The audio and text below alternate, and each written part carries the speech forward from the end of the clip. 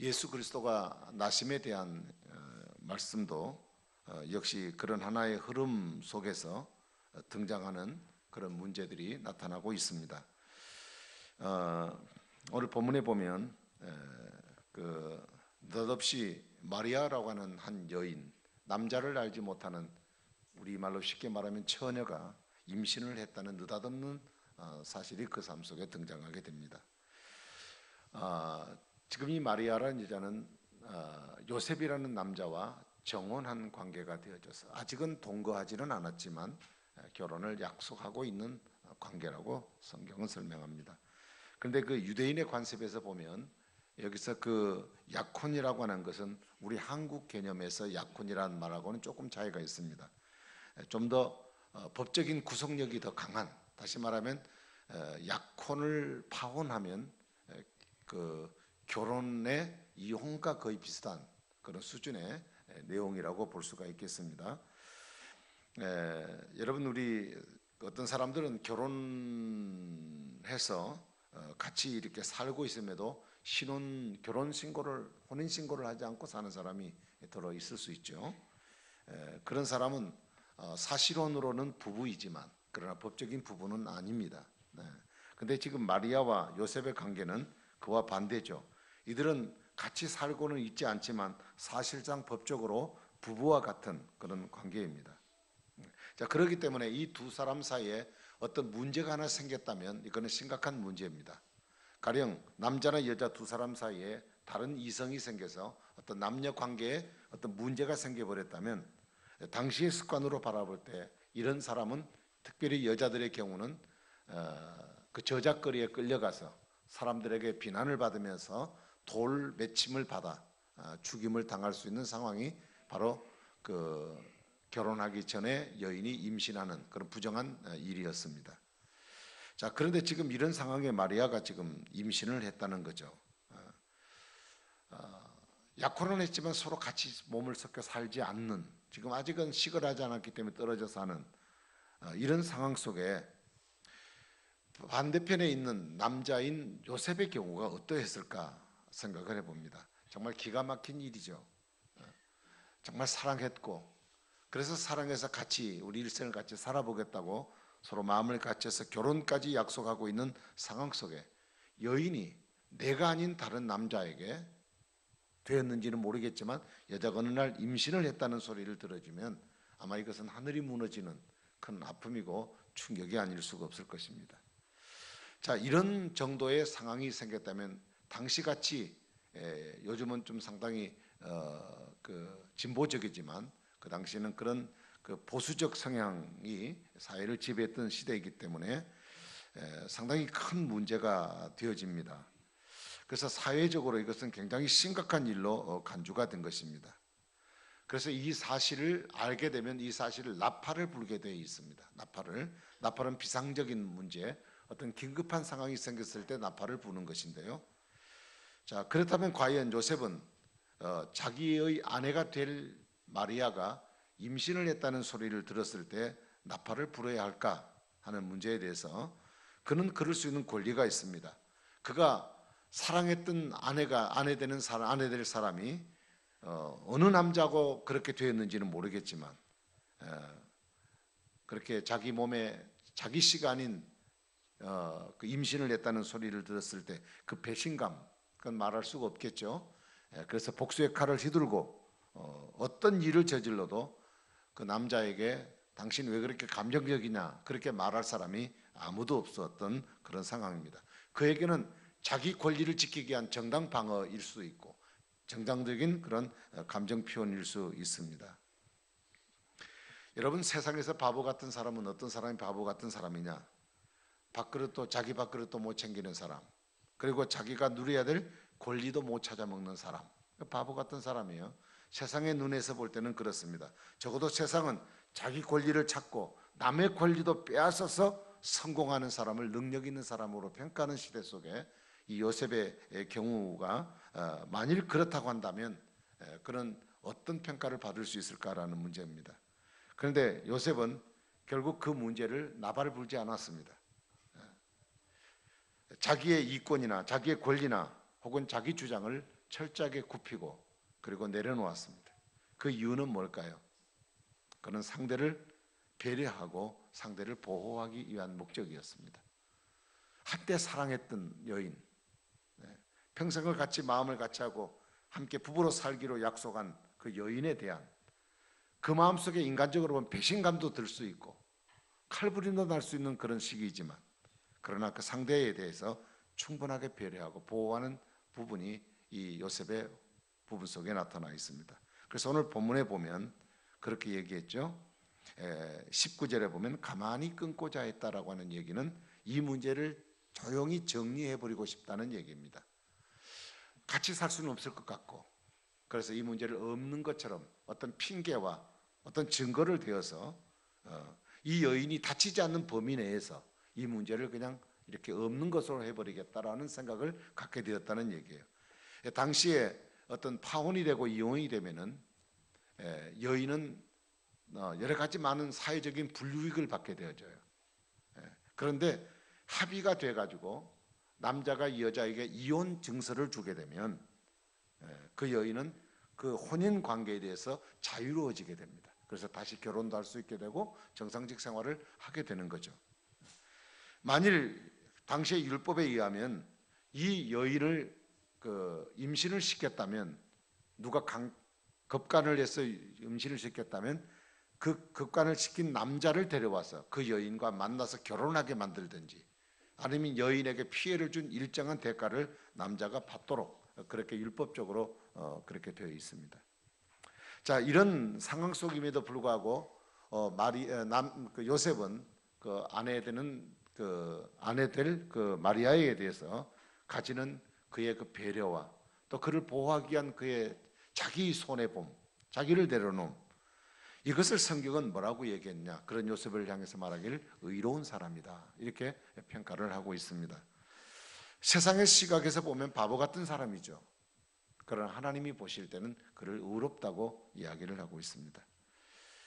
율법이란 시퍼런 칼을 휘두르고 날치는 것이 아니라 사랑과 용서라는 그 핵심의 그 삶으로 보여준 사람이 바로 이 요셉이라는 사람입니다. 어찌 보면 그는 하나님의 마음을 가장 잘 이해하고 하나님을 따랐던 사람이 아니었나 하는 생각을 합니다.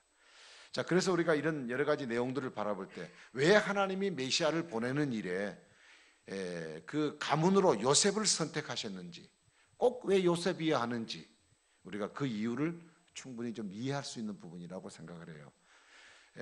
만일 하나님께는 그런 일이 없겠지만, 만일 우리 인간적으로 생각할 때 요셉이 이 사실을 사람들에게 나팔을 불어버렸다면, 그래서 이 임신한 여자를 부정한 여자로 알고 머리채를 끌고 동네를 돌아다녔더라면 이 여자는 틀림없이 돌에 맞아 죽었을 것입니다. 그렇다면 메시아를 보내려고 했던 하나님의 계획은 어떻게 됐을까 하는 것이 인간적으로 그런 우리가 의문을 던질 수가 있습니다. 여러분, 우리는 매 순간마다 인생을 살아가지만 우리의 삶 앞에는 이런 선택을 요구하는 선택 앞에 늘 서 있습니다.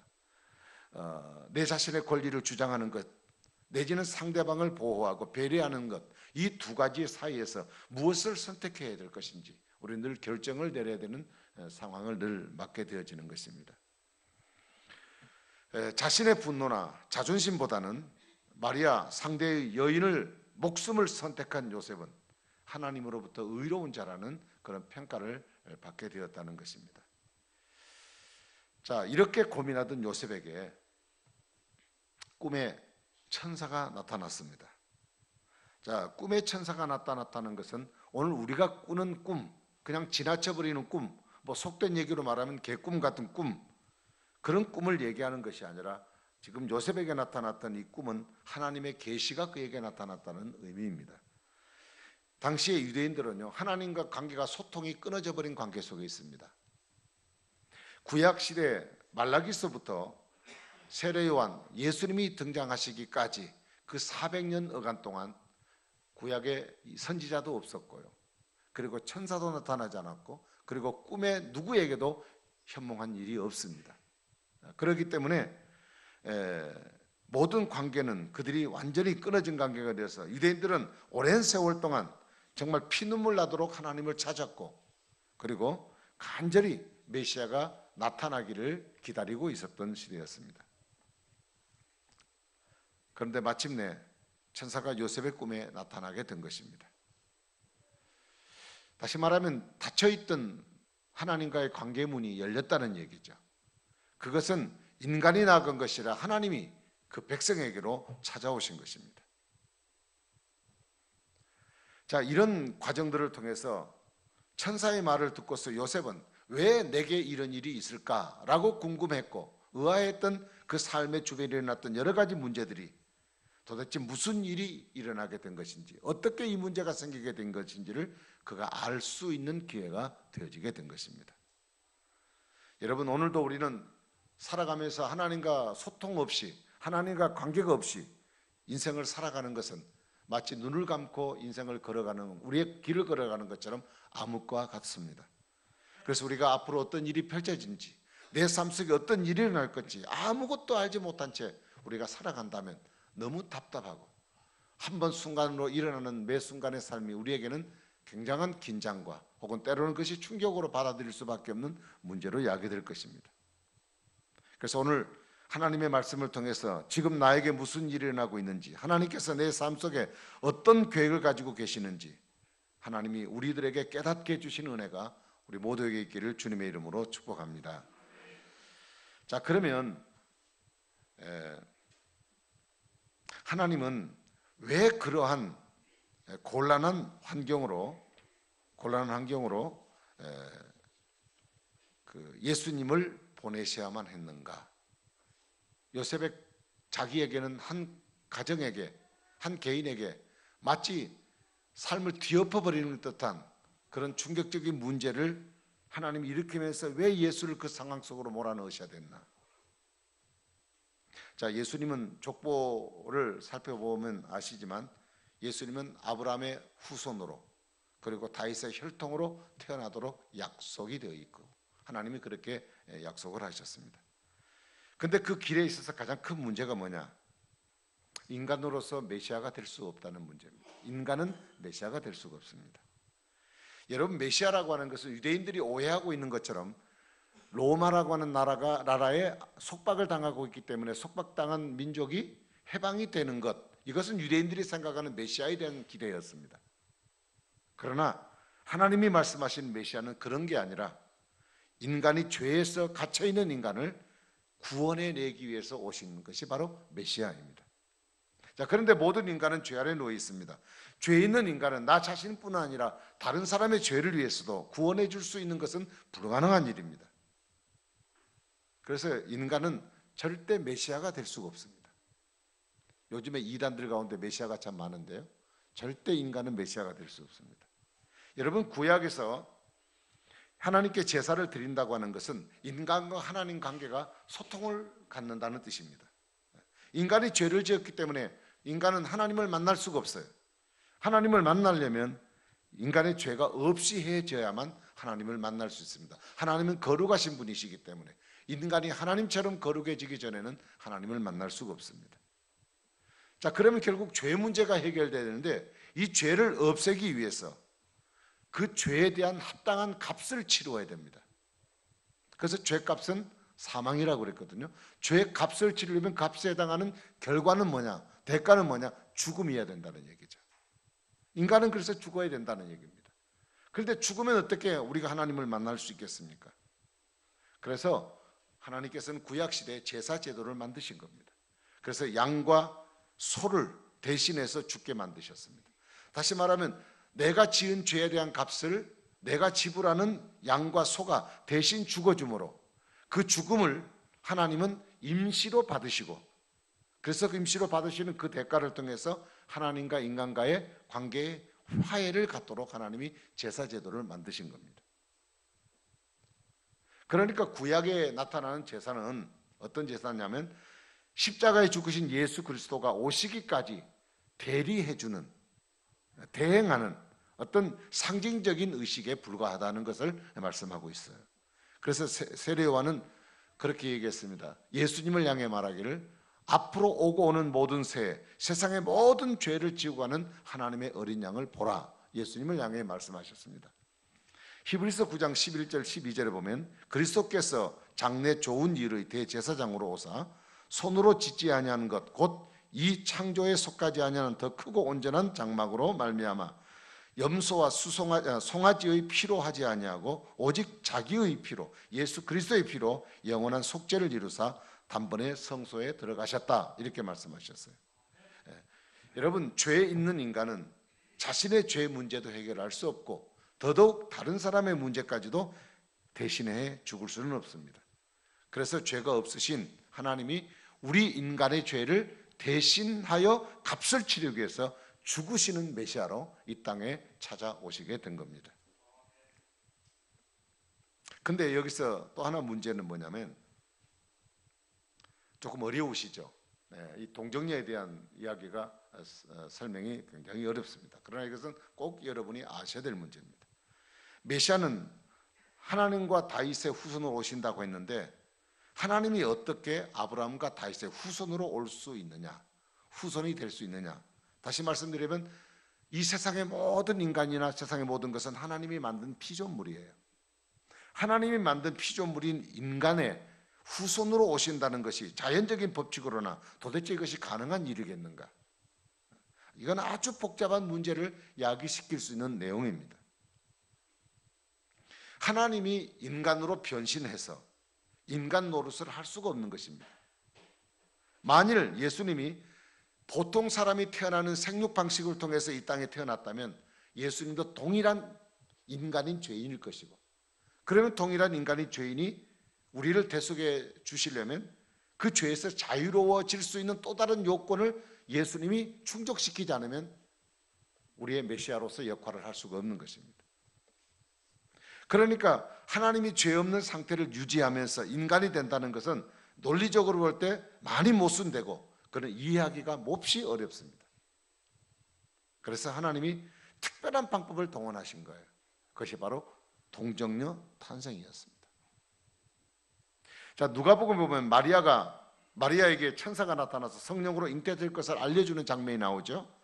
그래서 하나님은 마리아의 몸을 통해서 예수님이 인간의 몸을 입고 육신으로 이 땅에 오셨습니다. 자, 이것을 우리는 성육신이라고 얘기해요. 영어로는 인카네이션이라고 얘기합니다.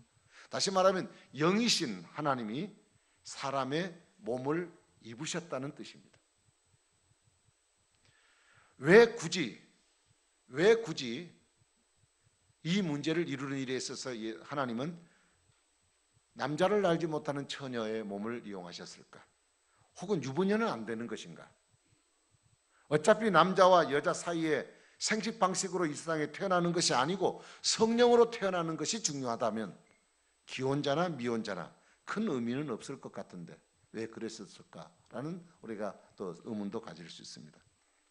근데 여러분, 마리아는 사실 예수님을 출산하고 난 뒤에 다른 자녀들을 낳았습니다. 여러분 잘 아시죠? 근데 캐톨릭에서는 마리아가 평생 처녀로 살았다고 얘기합니다. 주장합니다. 거룩하신 예수님의 어머니가 보통 여자처럼 남편과 부부관계를 가졌다고 생각하기가 싫기 때문에, 그래서 그 마리아를 성모로 만들기 위해서, 그래서 그들은 마리아가 처녀로 살았다고 얘기합니다. 그러나 여러분 성경 보십시오. 예수님의 동생들이 많이 있습니다. 마태복음 13장 55절 56절에 보면 야고보가 나옵니다. 그리고 유다서를 기록한 유다가 나옵니다. 그리고 요셉과 이 마리아에게서 태어난 예수님의 동생, 그리고 여동생들도 나타나고 있어요. 그러니까 만약 가톨릭의 주장처럼 마리아가 평생 처녀로 살았다면 예수님의 어머니가 꼭 처녀였어야 될 이유가 있다고 말할 수도 있겠습니다. 그러나 그것이 아니라면 실제로 어떤 이유보다는 상징적인 의미가 더 크다라고 생각을 합니다. 자, 그러면 어차피 처녀의 몸을 통해서 이 세상에 예수님이 태어나실 거라고 한다면 왜 하필 약혼한 처녀를 선택해서 그 상대를 가지고 있는 요셉의 입장을 몹시 곤란하게 만드시도록 왜 요셉과 정혼한 처녀를 마리아를 선택하셨을까? 차라리 남자가 없고 약혼한 사람이 없는 그냥 아가씨였으면 모르겠지만 약혼한 관계에 있는 왜 그 마리아를 선택하셨을까? 이걸 신학적으로 대답하면 이렇습니다. 메시아의 다른 필요 요건을 충족시키기 위해서다. 이렇게 말할 수 있어요. 다시 말씀드리면 메시아는 반드시 아브라함과 다윗의 자손이어야 한다는 것입니다. 요셉은 사실 이 약속에서 보면 그 족보상으로 하등의 관계가 없는 사람이야. 여기 요셉이 끼어들 이유가 없는 사람입니다. 그래서 예수님의 족보를 보면요, 다른 사람들은 아버지가 아들을 낳았다 이렇게 돼 있어요. 그런데 16절에 보면 예수님에 관해서는 마리아에게서 예수가 나셨다고 얘기가 돼 있어요. 이것은 예수님이 동정녀 탄생을 확인해 주는 중요한 구절입니다. 자, 그럼에도 불구하고 요셉이 예수님의 탄생에 필요한 사람으로 그곳에 등장한 이유는, 자, 마리아는 법적으로 남편이 있습니다. 법적으로 남편이 있습니다. 그러나 동거는 하지 않았지만 법적으로 남편이 있어요. 그 천사의 지시를 따라 마리아와 이렇게 약혼을 함으로 예수님의 법적인 아버지가 되어야 하기 때문에, 그래서 요셉이 그 가운데 끼었다는 얘기죠. 다시 말씀드리면 성령으로 잉태되어져서 성령으로 그 몸에 아이를 갖게 되는 잉태가 되게 하는 일들을 이루면, 만일 그냥 법적인 부부가 되지 않은 사람을 선택했다면 이것은 그 예수님이 뭐랄까요, 그 법적으로 아버지를 둘 수가 없는 상황이 생기게 되는 거예요. 그래서 법적인 이 출생의 관계에서는 요셉이 상관이 없는 사람이지만, 그러나 출생하고 난 뒤에 그가 법적으로 아버지가 요셉이 되게 하는 그 일들을 하기 위해서 정혼한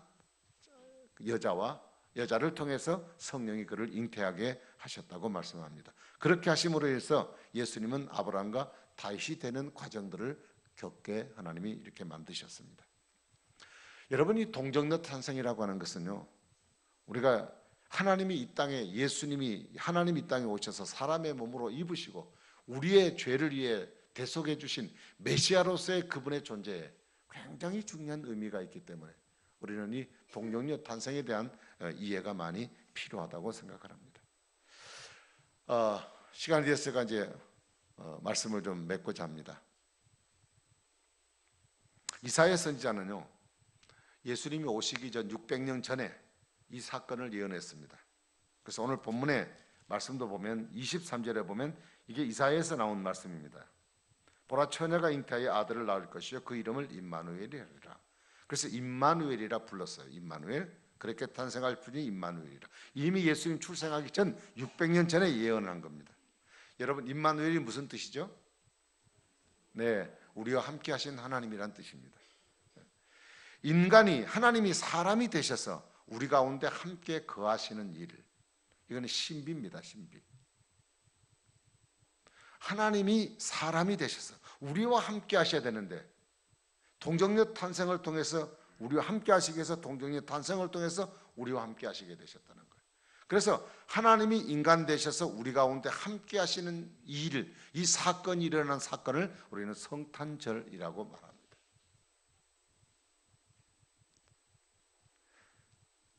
자, 예수님이 그런 모습을 통해서 우리에게 찾아오신 이유가 뭘까요? 단 하나입니다. 죄에서 우리를 구원하시기 위해서입니다. 그래서 천사가 일러준 대로 그분의 이름을 뭐라고 얘기했냐? 예수라고 했습니다. 예수라는 말은 구원이라는 뜻입니다. 우리가 예수님의 이름을 부른다는 것은 뭐냐? 예수님이 우리를 구원하셨다는 사실을 고백하는 것입니다. 그러면 그 예수를 우리 삶 속에, 우리의 마음 속에 모시고 영접했다는 것은 무엇입니까? 그것은 참으로 우리의 삶 속에 임마누엘의 은총을 누리고 산다는 의미가 되는 겁니다. 하나님 되신 영원하신 분이 우리를 죄에서 구원하시기 위해서 동정녀 탄생을 통해 이 땅에 태어나셨고, 그리고 우리를 위해 십자가에 죽으시는 사건을 통하여 우리 죄를 구원해 주시고, 그리고 구원받은 하나님의 사람들과 함께 영원토록 함께 하시는 축복을 우리에게 누리게 하는 역사가 바로 우리가 우리 마음속에 그리스도를 영접함으로 이루어지는 하나님의 축복인 것입니다. 오늘날 많은 사람들은 돈도 있고 권세도 있고 그리고 명예도 있고 나름대로 갖고 있는 것이 많지만 사람들이 모두 다 고독해야 합니다. 사람이 없어 고독한 것이 아니라 나 혼자만 이 세상에 사는 것처럼 고독합니다. 그래서 그 말을 표현해 말하면 군중속의 고독이라고 그래요. 사람은 우글우글하고 시장 가고 뭐 백화점 같은 데 가보면 사람은 인산인해를 이루도록 이렇게 많은 사람이 있는데 그 많은 사람들 중에 유독이 나는 나 혼자뿐인 것 같은 고독함과 외로움이 사람 속에 있습니다. 사람은 힘들고 어려우면 다 내 곁을 떠나게 돼 있어요. 최수종 씨의 그 간증을 이렇게 한번 쭉 들어보니까 아버지가 일을 잘하고 살 때는 부자가 돼서 살 때는 자기 외국에 유학도 가고 그럴 때는 사람들이 찾아오는 사람도 많고 또 와서 뭐 이렇게 도와주겠다는 사람도 많은데 아버지가 사기를 당해서 사업이 무너져서 아버지가 딱 죽고 나니까 그 다음에는 누구 하나 전화하거나 찾아오는 사람이 없다.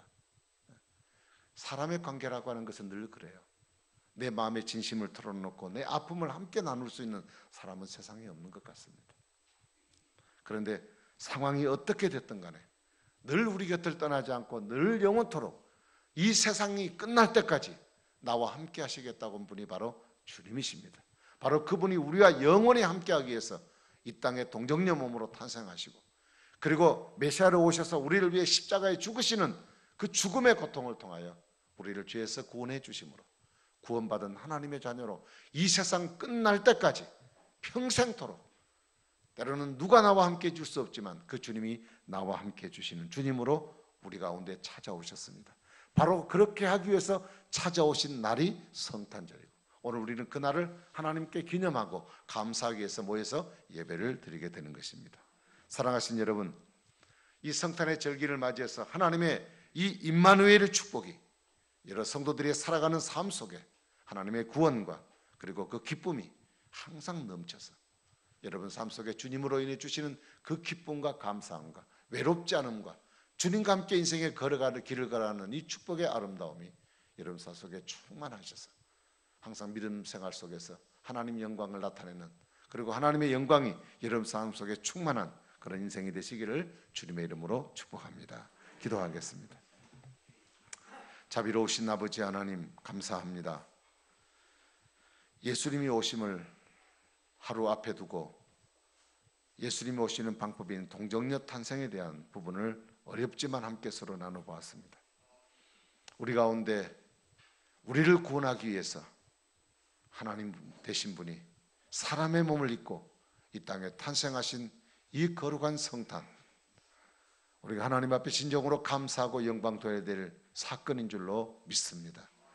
우리에게 의미 있는 하나님의 축복의 계절로 우리에게 주셨으니 이 일로 인하여 우리가 감사하고 하나님께 영광 돌리며 구원받은 기쁨을 회복하게 하시고 일평생 사는 날 동안 우리와 함께 하시고 동행해 주시는 그 주님을 통해 우리가 늘 새 힘 얻고 믿음 가운데 승리하며 살아가는 우리 모든 성도님들 되도록 축복하여 주시옵소서. 감사하옵고 예수님 이름으로 간절히 기도하옵나이다. 아멘.